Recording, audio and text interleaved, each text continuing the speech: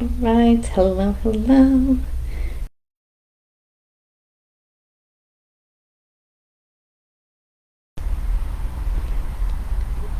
Good morning, good morning. I feel like I haven't gotten into the Bible in a good minute. I was a little lost at first, but once I read back and understood where we did leave off, I'm a bit more clear.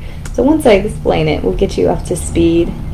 Again, we are going over the narratives of the Bible. We are on 2 Samuel. And the purpose of this is really just to understand what this is, right? The narratives of the Bible.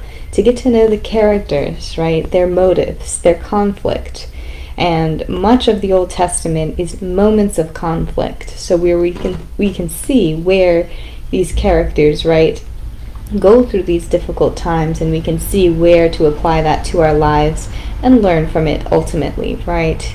There's a little bit more parable and lessons, of course, in the teachings of Jesus and much of the New Testament. It's much more teachings, right? Stricter teachings and recommendations.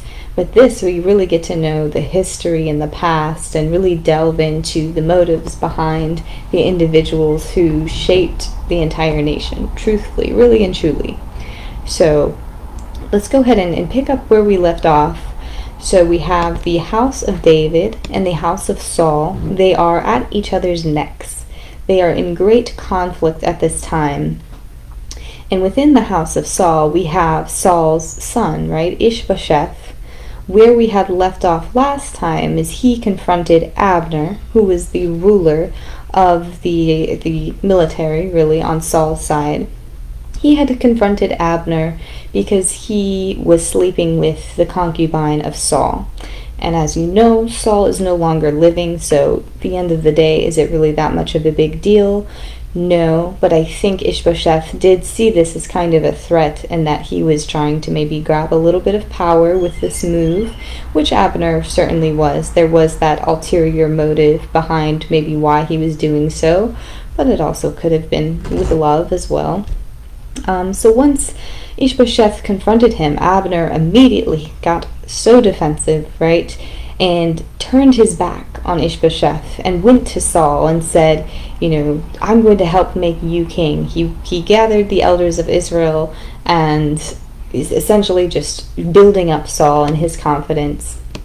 So with this, I guess the people on David's side, at David's side, were a little taken aback. David trusted Abner, but everybody else is kind of like, I would not trust this individual. So at the end of the day, Abner is killed. And let me just go ahead and review. Returned to Hebron, Joab took him aside into his inner chamber as if to speak with him privately. So it was somebody on David's side. Joab was also a leader in David's army. He took him aside, and then he killed Abner. Okay. I thought somebody was coming in just then. Just kidding. Okay. He killed Abner.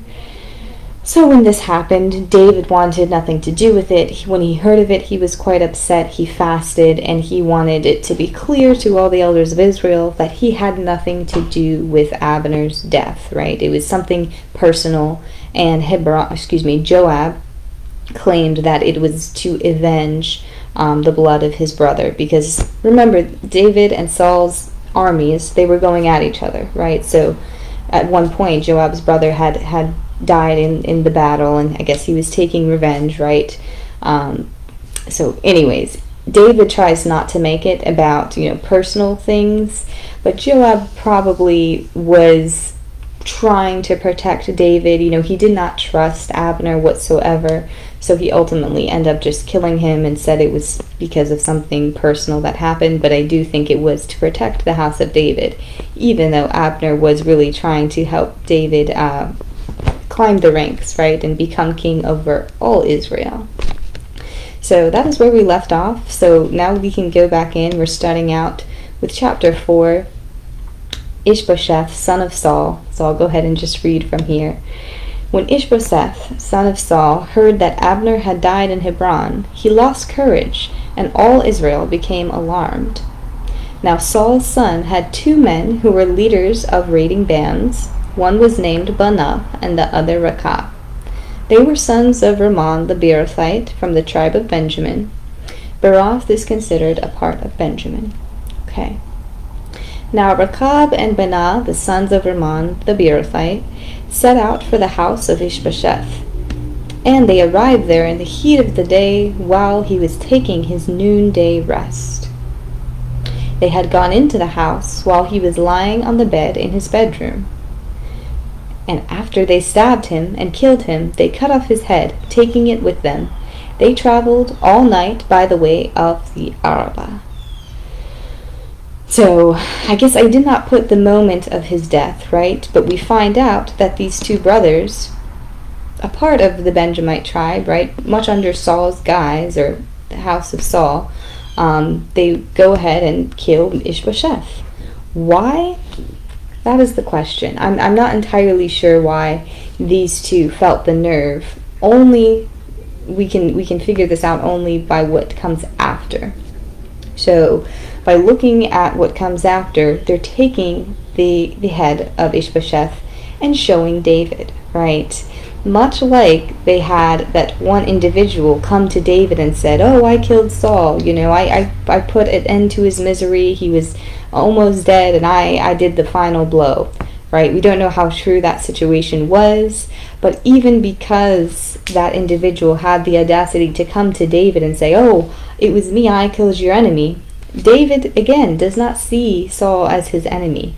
He is very, very humble and altruistic in his rulership, right? He's not even trying to war against the house of Saul. He respected Saul, even though, they had some difficulties, and Saul definitely tried to kill him a few times. He saw through all of that and saw his heart, where his heart truly was, and the fact that Saul did take him in first and foremost, right, and really raised him up within the house of Saul. So David has nothing but respect for Saul and therefore Saul's children.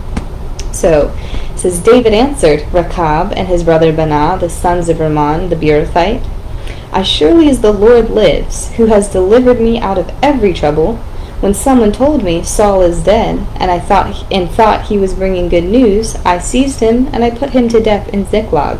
That was the reward I gave him for his news." So it looks like these leaders, right, of Saul's army, these leaders of raiding bands, Rekab and Baanah, were looking to gain the favor of David. Little did they know they were making a very, very great mistake of doing it this way, right? Because David has a very bad taste in his mouth for anybody trying to disgrace or harm the house of Saul. So he says here, so David gave an order to his men, and they killed them. They cut off their hands and feet and hung the bodies by the pool in Hebron. But he took the head of Ish-Bosheth and buried it in Abner's tomb at Hebron. Abner's tomb at Hebron. So we can understand a little bit, right? People are trying to appease David with not really knowing him at all. They're not knowing that he's actually not a harsh enemy of the house of Saul, right? He doesn't want any animosity or conflict between anyone. So when somebody comes and says, "Oh, we killed Ish-Bosheth, here's his head," imagine his rage, right? Hence the result at which these 2 brothers, Baanah and Rekab, how they die, right? It's pretty brutal and very, very disheartening and uncomfy. But that is the result of this, and with the context, I hope this makes sense. I know it's a lot of drama, right? But this is exactly what we're trying to do. Just reading it through, it's very off-putting. You don't want to delve into this, and you read something like that, and you're like, what is going on? I don't understand this. There's so much violence, especially as a woman. Excuse me, but it's very true. It's just like nobody wants to be exposed to all that nastiness, at least from my point of view. But really getting to understand, again, the motives behind it and the characters, and understanding what kind of time this was, it helps paint a clearer picture. And it shows really the character of David, right, or the character of Ish-Bosheth, right? Good leaders, for the most part, I would say, other than the fact that they, oftentimes result in violence or death or something of that nature. But, yes, just we're trying to gain an understanding, a good understanding, because really this is the first time I'm going through this myself, so it's not like I have this great background knowledge from many years of studying. No, I'm really reading through for the first time, especially in this version of the Bible, and learning with you guys. So again, I appreciate the patience as I'm trying to unwrap things and trying to figure things out. I read, I transcribe, and I think about things as I'm doing that, and then I come here and talk to you about what I think about the situation. But it's interesting nonetheless. We get to go through the narratives one by one and learn about the foundations. That's the most important part. So I appreciate you guys listening. I'll catch you guys another time. Thank you. Have a great rest of your week and stay cool. I know it's getting a little warmer out there. Stay cool. Bye, you guys. Thank you. Bye, you guys. I forgot my quote. That just goes to show I cannot rush things. Yes, alright, well this is a good one. And we'll go ahead and add it on the top. If you're sticking through this part, I appreciate you. We're going to be real quick with this. But this is good. This is, he that is without sin among you, let him first cast a stone at her. So it does coincide with what we're talking about, not just because it's a little bit violent in nature, but we're talking about assigning blame, right? If you were the one to assign blame, let you be without sin. You better be clean and pure and, completely void of any fault, right? For you to go ahead and cast a stone, right? Or cast a judgment at somebody else. So that's exactly really David's mindset as well, as people are coming to him saying, oh, we killed your enemy, put us on a pedestal, treat us well, let us rule with you. He's like, okay, that's all fine and well that you conquered a great king, but who are you to do that? And who are you to say that that was a good thing in my eyes, right? They act like they know the situation of David's dislike for the house of Saul, which was very clear that wasn't his intention, that wasn't his ideas. He that is without sin among you, let him cast the first stone at her. All right. So no judging, right? No judging, no making, what am I looking for? Like prejudgments, right? No making prejudgments in advance without really understanding and being pure in heart yourself, right? All right. So thank you again, guys. Have a great rest of your day. Bye-bye.